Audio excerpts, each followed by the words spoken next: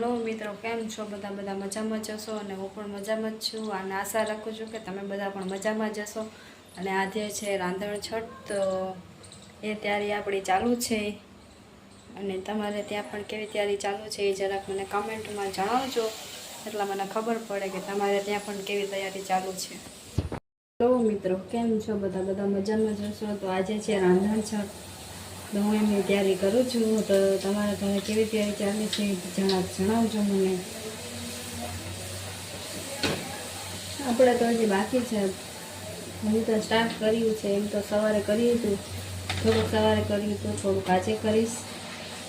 અને કાલે તો હું જઈશ મારા મમ્મીને ત્યાં રોકાવા માટે 5 દિવસ, એટલે સાતમ આઠમ કરીને આવીશ ત્યાં.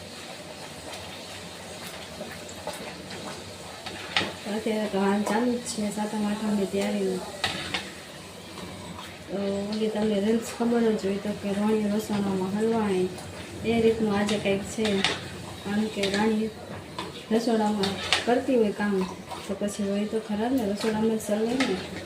કારણ કે આજે તો કામ કરવું જ પડે, એમાં તો કંઈ ચાલશે નહીં.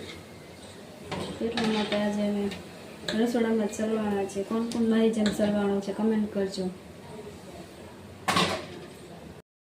જોઈ શકો છો કે આપણી તૈયારી ચાલુ જ છે. જો તમે જોઈ શકો છો કે આપણી તૈયારી ચાલુ જ છે.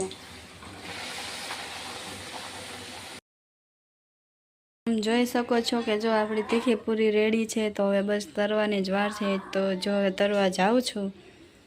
અને આપણે ફ્રી થઈ ગયા છીએ. આ સાતમ આઠમની તૈયારી થઈ ગઈ છે અને બસ હવે મારા કપડાં ભરવાના બાકી છે. તો મારા કપડાં ભરીને કાલ જવાનું છે મમ્મીના ઘરે સાતમ આઠમ કરવા માટે. તો બાય બાય ગાઈસ, મળીએ નેક્સ્ટ વ્લોગમાં.